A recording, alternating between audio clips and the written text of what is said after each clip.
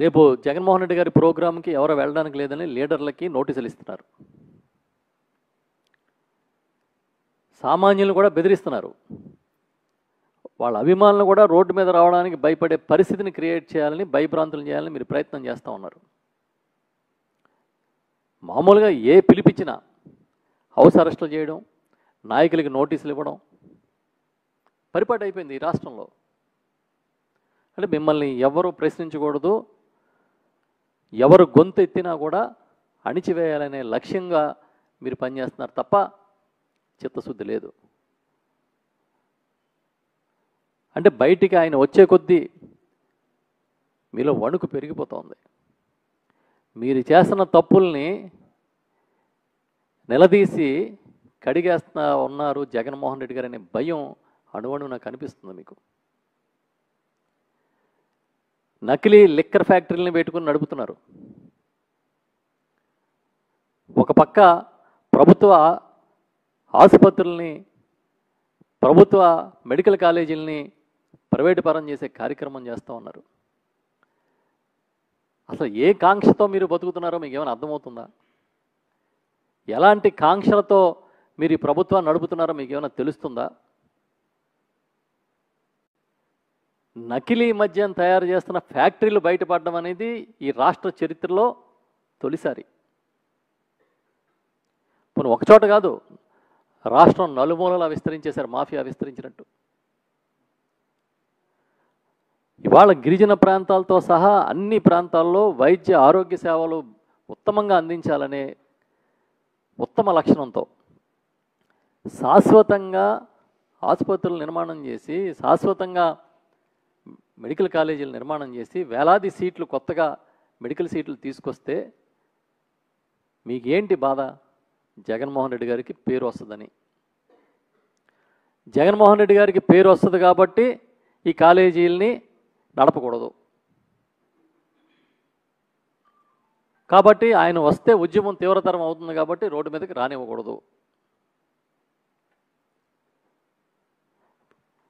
నేను అడుగుతా ఉన్నా,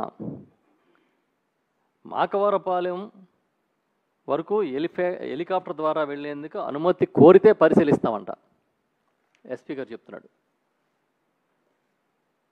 అది కూడా మీరు పరిశీలిస్తారంట.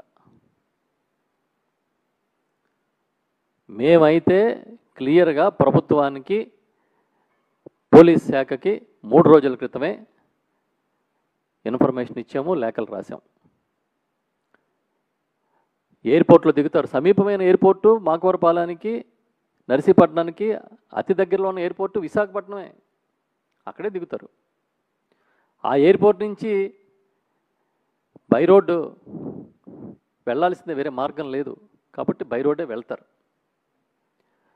మీరు పర్మిషన్లు ఏమో, అనుమతులు ఏమో అని అంటే అది మీ ఇష్టం. ఒక ప్రతిపక్ష నాయకుడికి రాష్ట్రంలో ప్రజా సంబంధ వ్యవహారాలపైన, ప్రజలు జరుగుతున్న అన్యాయాల మీద మాట్లాడడానికి కూడా మీరు అనుమతించనంటే ఇదేనా నియంత పరిపాలన? ఇప్పుడే కాదు, దాదాపుగా మీరు చూసుకుంటే లాస్ట్ ఈ 1.5 year అవుతుందేమో గవర్నమెంట్ వచ్చి. అప్పటి నుంచి జగన్ గారు ఎప్పుడు బయటకు వస్తానన్నా ఇలాంటి ఆంక్షలతో ప్రభుత్వం చెలరేగిపోతుంది. కానీ నేను అడుగుతున్నా, మీరు ఏ రోజైనా, ఒక్కరోజైనా సరే ఆపగలిగారా?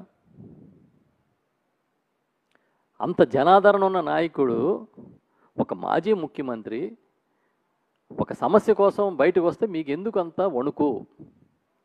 అంటే మీకు నిజాయితీ లేదు కాబట్టి. మెడికల్ కాలేజీలని ప్రైవేటీకరించే విషయంలో మీరు తప్పు చేస్తున్నారనే విషయాన్ని ప్రజలు వేలెత్తి చూపిస్తున్నారు కనుక ఇంకా ఉధృతం అవుతుంది. ఆల్రెడీ ఇప్పటికే జగన్ గారు దీనికి సంబంధించి చాలా గట్టిగా హెచ్చరిక చేశారు. మేము దీని మీద ఉద్యమం చేస్తాము, మీరు ఎవరైనా సరే ఆసుపత్రుల్ని లేదంటే ఈ కాలేజీలని ప్రైవేటు వారు తీసుకున్నా కూడా మేము అధికారంలోకి వచ్చాక తప్పకుండా ప్రజల కోసం మళ్ళీ ప్రభుత్వం నడిపేందుకు వెనక్కి తీసుకుంటామని చెప్పారు కనుక దీన్ని నీరు కార్చాలని, ఈ సమస్యని నీరు కార్చడం కోసం డైవర్షన్ పాలిటిక్స్ చేయాలని ప్లాన్ చేస్తూ ఉన్నారు. మీరు జగన్ గారిని ఆపుతారన్నా మేమేమి డైవర్ట్ అవ్వం. ఈ సమస్య మించి వెనక్కి వెళ్ళే ప్రసక్తి లేదని కూడా తెలియజేస్తూ ఉన్నా. ప్రైవేటీకరణకి, మెడికల్ కాలేజీల ప్రైవేటీకరణకి మేము వ్యతిరేకం. దానికి సంబంధించి 9వ తేదీన విశాఖపట్నం జిల్లా నర్సీపట్నం సమీపంలోని మాకవరపాలెం వద్ద నిర్మాణంలో ఉన్న ఈ ప్రభుత్వ మెడికల్ కాలేజీని జగన్ గారు సందర్శించడం ద్వారా ఒక ఉద్యమ కార్యాచరణ, 1 కోటి సంతకాల సేకరణ కార్యక్రమం ప్రారంభమవుతుంది. దీంట్లో ఎలాంటి మార్పు లేదు. దయచేసి పోలీస్ అధికారులకు ఎవరైతే ఎస్పీ గారు కానీ లేకపోతే సిపి గారు కానీ ఇంకెవరైతే దీని మీద మాట్లాడారో వారందరికీ కూడా మేము విజ్ఞప్తి చేస్తున్నాం, ఈ కార్యక్రమాన్ని ఆటంకపరచొద్దు. మీరు ఏదైతే ఇందాక మీడియా ద్వారా నిర్ణయాన్ని చెప్పారో ఆ నిర్ణయాన్ని మార్చుకోండి. ఇవాళ ఉదయం కూడా మాకు అధికారులు అక్కడ మా అనకాపల్లి పార్టీ జిల్లా అధ్యక్షుడు అమర్ గారికి ఒక లెటర్ పంపించారు. ఎంతమంది వస్తున్నారు, వాళ్ళ పేర్లు ఏంటి, వాళ్ళ ఆధార్ కార్డు నెంబర్లు ఏంటి, వాళ్ళ కారు నెంబర్లు ఏంటి, ఇవన్నీ ఒక పెద్ద లెటర్ పంపించారు. మేము అడుగుతున్నామండి సూటిగా, ఒక ప్రజాదరణ కలిగిన నాయకుడు, ఒక పార్టీ అధ్యక్షుడు, ఒక మాజీ ముఖ్యమంత్రి వస్తే ఏ కారులు వస్తాయో నెంబర్లు ఇవ్వగలిగిన కెపాసిటీ పరిస్థితులు ఉంటాయా? ఇన్ని జనం చాలామంది వస్తారు. మామూలుగా వెళ్తేనే విపరీతంగా జనం వస్తారు. వాళ్ళందరి పేర్లు, ఆధార్ కార్డు నెంబర్లు ఎవరైనా ఇవ్వగలుగుతాడా? అసలు ఏంటో, ఏం జరుగుతుందో, ఎందుకు ఈ రకమైన ప్రవర్తన మాకు అర్థం కావట్లే. ఫైనల్గా ఒకటే చెప్తున్నాం, మెడికల్ కాలేజీకి వెళ్ళే పర్యటన ఖరారైంది. విశాఖపట్నం ఎయిర్పోర్ట్లో దిగి రోడ్డు మార్గంలో మాకవరపాలెం దగ్గర ఉన్న ప్రభుత్వ నిర్మాణంలో ఉన్న ప్రభుత్వ మెడికల్ కాలేజీని ఆయన సందర్శిస్తారు. దీంట్లో ఎలాంటి మార్పు లేదు. హెలికాప్టర్లో వెళ్లేందుకు పరిశీలించమని ఎస్పీ గారు అభ్యర్థించినట్టుగా సూచించినట్టుగా మాకు మీడియాలో చూసాం. హెలికాప్టర్లో వెళ్ళడానికి వాతావరణం అనుకూలించే పరిస్థితులు లేవు. ఉత్తరాంధ్రలో పెద్ద ఎత్తున వర్షపాతం వస్తూ ఉంది. గత 10-15 రోజులుగా విపరీతంగా వర్షాలు కురుస్తున్నాయి. ఏ సమయంలో వర్షం వస్తుందో కూడా తెలియని పరిస్థితి, మేఘావృతం అయి ఉంటుంది. వాతావరణం అనుకూలించినప్పుడు వెళ్ళరు. ఒకవేళ ఆయన వెళ్దాం అనుకున్నా కూడా పార్టీ శ్రేణులు కూడా అంగీకరించవు. ఖచ్చితంగా ఎయిర్పోర్ట్లో దిగి, ఎయిర్పోర్ట్ నుంచి, ఎందుకంటే సమీపంలో ఉన్న ఎయిర్పోర్ట్ అదే, విశాఖపట్నం ఎయిర్పోర్టే, అక్కడి నుంచి ఆయన ముందుకెళ్తారు.